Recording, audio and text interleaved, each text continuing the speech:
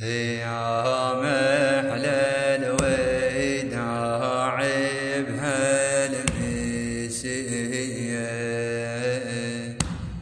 وعلوم المنية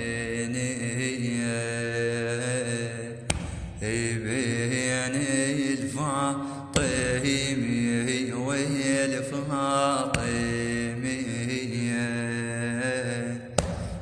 طاب خيمة الحر حسين واليها ونادهنا يا زينب